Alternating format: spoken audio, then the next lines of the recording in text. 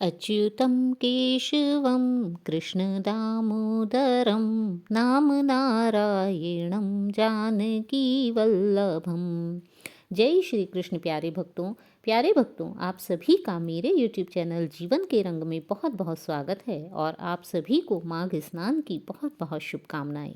जैसे कि माघ का महीना चल रहा है तथा सभी भक्तजन अपने पापों का विनाश करने के लिए तथा वैकुंठ में निवास के लिए पूर्ण श्रद्धा भाव के साथ माघ मास में स्नान करते हैं तथा श्री हरि की मोक्ष को प्रदान करने वाली विभिन्न कथाओं का श्रवण करते हैं। हम भी उसी कड़ी में माघ मास के अध्यायों का श्रवण कर रहे हैं। तो अब तक हमने अध्याय 10 तक का श्रवण किया है। आइए आज हम आरंभ करेंगे अध्याय 11 व अध्याय 12 की कथा का।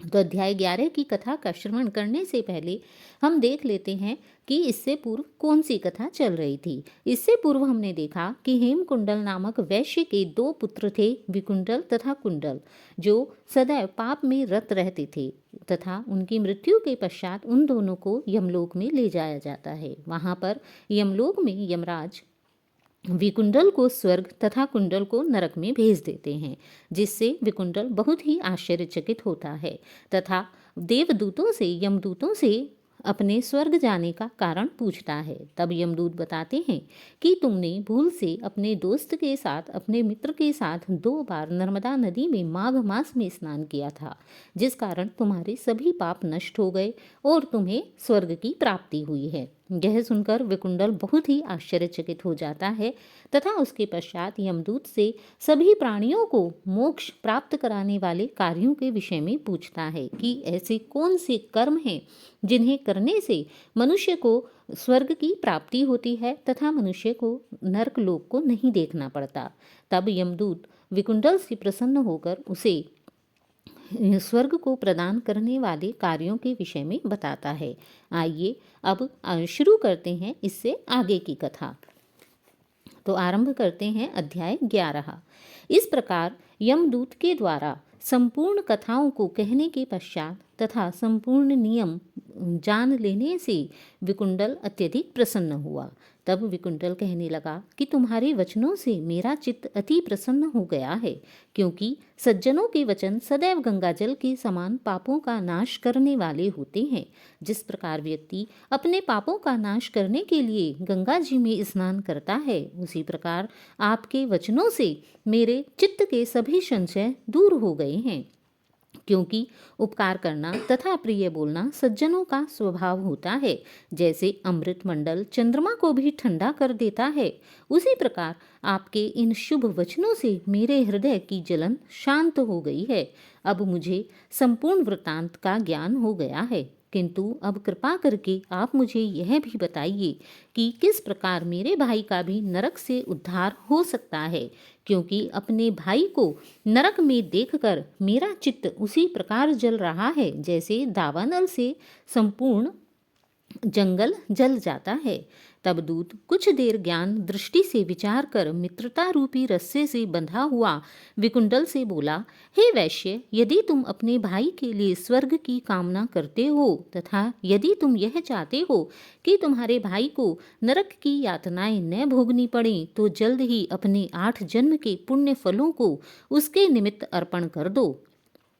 तब विकुंडल ने कहा कि हे दूत, वह मैं अपने सभी जन्मों को के पुण्यों को अपने भाई को अर्पित करने के लिए सहर्ष तैयार हूँ, किंतु वह पुण्य क्या है और मैंने कौन से जन्म में कैसे कैसे किए हैं, कृपया मुझे वह सब बतलाइए।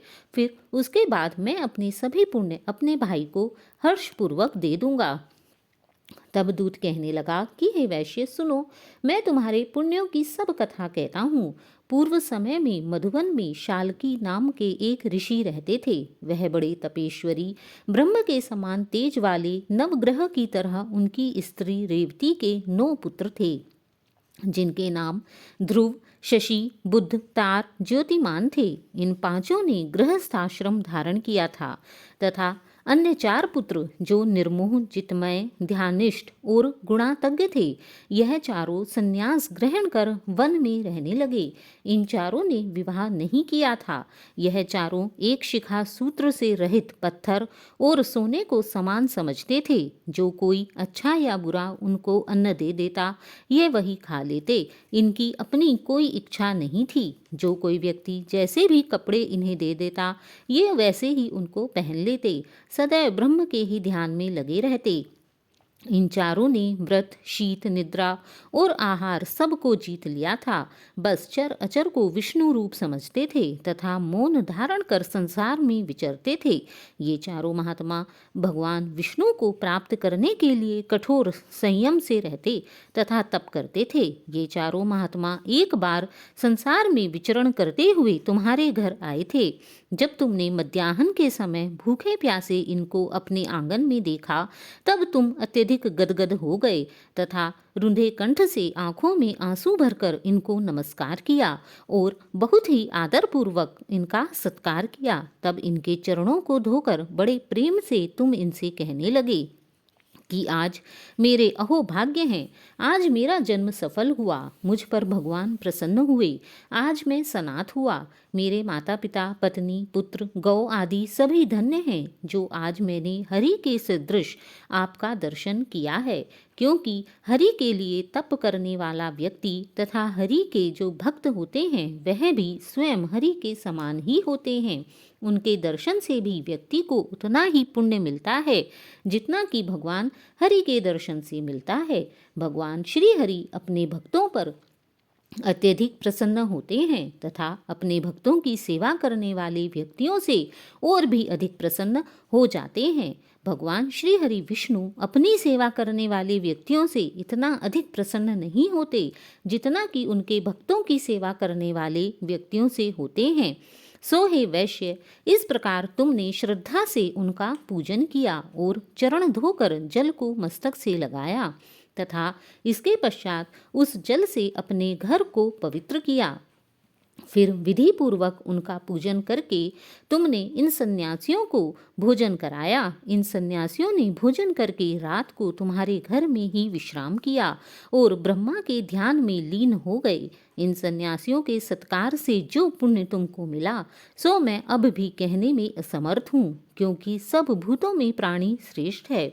प्राणियों में बुद्धि वाले, बुद्धि वालों में मनुष्य, मनुष्यों में ब्राह्मण, विद्वानों में पुण्यात्मा और पुण्यात्माओं में ब्रह्मज्ञानी सर्वश्रेष्ठ व्यक्ति कहे जाते हैं। ऐसों की संगति से बड़े पाप नष्ट हो जाते हैं। इसलिए उन ब्राह्मणों की सेवा करने से, उन्हें भोजन कराने से तुम्हारे पूर्व जन्मों के सभी पाप नष्ट हो गए थे।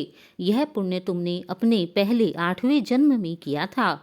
सो यदि तुम अपने भाई को नरक से मुक्त कराना चाहते हो तो अपना यह पुण्य उसे दे दो।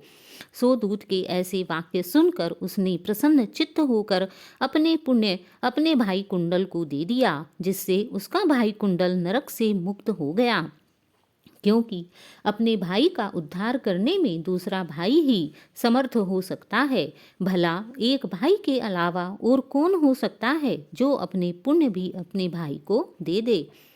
तब दोनों भाई देवताओं से पूजित किए गए तथा दूत अपने स्थान को चला गया। इस प्रकार वैश्य के पुत्र विकुंडल ने अपना पुण्य देकर अपने भाई को नरक की यातना से छुड़वाया। सो हे राजन, जो कोई इस इतिहास को पढ़ता है या सुनता है वह 1000 गौ दान का फल प्राप्त करता है। जय श्री कृष्ण। प्यारे भक्तों, तो यह है अध्याय 11 की कथा। और जैसे कि आज 11 का दिन है, एकादशी का दिन है, तो आज के दिन सभी भक्तों को एकादशी का व्रत भी अवश्य रखना चाहिए तथा आज की एकादशी को षटतिला एकादशी कहा जाता है। एकादशी का व्रत रखने वाले सभी भक्तों को षटतिला एकादशी की कथा अवश्य ही सुननी चाहिए, जिसे मैंने अपनी दूसरी वीडियो में बता दिया है। आप चाहें तो वहाँ से जाकर उस कथा को सुन सकते हैं। आइए अब आरंभ करते हैं अध्याय 12 की कथा। जय श्री कृष्ण। कार्तवीर जी बोले कि हे विप्रश्रेष्ठ, किस प्रकार एक वैश्य माघ स्नान के पुण्य से पापों से मुक्त होकर दूसरे के साथ स्वर्ग को गया, सो मुझसे कहिए। तब दत्तात्रेय जी कहने लगे कि जल स्वभाव से ही उज्ज्वल, निर्मल, शुद्ध, मलनाशक और पापों को धोने वाला है। जल सब प्राणियों का पोषण करने वाला है, ऐसा वेदों ने कहा है। जल को सर्वश्रेष्ठ माना जाता है। जल में ब्रह्म मुहूर्त में स्नान करने से व्यक्ति के सभी पाप नष्ट हो जाते हैं। मकर के सूर्य माघ मास में गौ के पैर डूबने योग्य जल में भी स्नान करने से मनुष्य स्वर्ग को प्राप्त होता है। यदि व्यक्ति संपूर्ण मास स्नान करने में अशक्त हो तो उसे 3 दिन ही स्नान करनों से पापों के नाश होकर थोड़ा ही दान करे, जिससे वह धनी और दीर्घायु होता है। 5 दिन यदि व्यक्ति माघ मास में ब्रह्म मुहूर्त में उठकर जल में स्नान करता है तो वह चंद्रमा के सदृश शोभायमान होता है। इसलिए अपना शुभ चाहने वाले व्यक्तियों को माघ मास में घर से बाहर नदी इत्यादि में अवश्य ही स्नान करना चाहिए। अब माघ में स्नान करने वालों के जो नियम हैं मैं उन्हें तुम्हें बताता हूँ। माघ में अधिक भोजन का उपयोग नहीं करना चाहिए। व्यक्ति को भूमि पर सोना चाहिए। भगवान की त्रिकाल पूजा करनी चाहिए, अर्थात भगवान की दिन में 3 समय आरती, पूजा इत्यादि अवश्य ही करनी चाहिए। यह 3 समय सुबह, शाम तथा दिन का होता है। ईंधन, वस्त्र, कंबल, जूता, कुमकुम, घृत, तेल, कपास, रुई, वस्त्र तथा अन्न का दान करना चाहिए। दूसरे की अग्नि न तपें, अर्थात दूसरे के द्वारा बनाए गए भोजन को कभी भी ग्रहण नहीं करना चाहिए। यहाँ दूसरे से भोजन का अर्थ है दूसरे की कमाई से प्राप्त किया गया भोजन अथवा दूसरे के घर में बना हुआ भोजन नहीं ग्रहण करना चाहिए। ब्राह्मण दान न ले और माघ के अंत में ब्राह्मणों को भोजन करावें और उसको दक्षिणा दें तथा एकादशी के नियम से माघ स्नान का उद्यापन करें। भगवान से प्रार्थना करें कि हे देव, इस स्नान का मुझको यथोक्त फल दीजिए। मौन रहकर इस मंत्र का उच्चारण करें, ओम नमो भगवते वासुदेवाय। फिर भगवान का स्मरण करें। जो मनुष्य श्री गंगा जी में माघ स्नान में स्नान करते हैं वे 4000 युग तक स्वर्ग में नहीं गिरते, स्वर्ग से नहीं गिरते हैं, अर्थात स्वर्ग में ही निवास करते हैं। जो कोई व्यक्ति माघ मास में गंगा या यमुना में स्नान करते हैं वह प्रतिदिन 1000 स्वर्ण मुद्रा दान करने के फल को प्राप्त करते हैं। जो फल किसी व्यक्ति को 1000 स्वर्ण मुद्राओं को दान करने के पश्चात मिलता है वही फल व्यक्ति को माघ मास में गंगा और यमुना जी में स्नान करने से मिल जाता है तथा 1000 कपिला गौ के दान के बराबर फल को प्राप्त करता है। दत्तात्रेय जी कहने लगे कि हे राजन, प्रजापति ने पापों के नाश के लिए प्रयाग तीर्थ की रचना की थी। सफ़ेद गंगा जी और काली यमुना जी के जल की धारा में स्नान का महात्म्य भली प्रकार सुनो। वह मैं तुम्हें बताता हूँ कि गंगा जी और यमुना जी के जल में स्नान करने से क्या व्यक्ति का क्या लाभ होता है।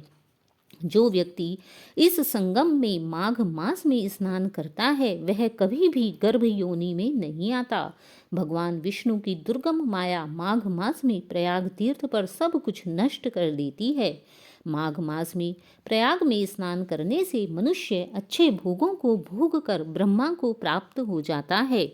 माघ मास तथा मकर के सूर्य में जो व्यक्ति प्रयाग में स्नान करता है उसके पुण्यों की गिनती तो चित्रगुप्त भी नहीं कर सकते, क्योंकि उसके पुण्य अनंत होते हैं तथा उसके पुण्यों का कभी भी क्षीण नहीं होते।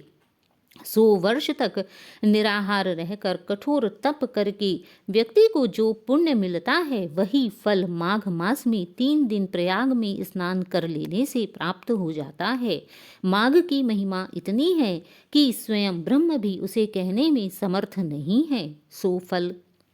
जो फल व्यक्ति को 100 वर्ष तक योगाभ्यास करने से मिलता है वही फल केवल 3 दिन माघ में स्नान से मिल जाता है। जिस प्रकार सर्प पुरानी कांचुली को छोड़कर नया रूप ग्रहण कर लेता है, वैसे ही माघ मास में स्नान करने से मनुष्य पापों को छोड़कर स्वर्ग को प्राप्त कर लेता है तथा उसके पश्चात स्वर्ग से कभी वापस नहीं आता, परंतु गंगा यमुना के संगम में स्नान करने से व्यक्ति को हजारों गुना फल प्राप्त होता है। हे राजन, जिसको अमृत कहते हैं वह यह त्रिवेणी ही है।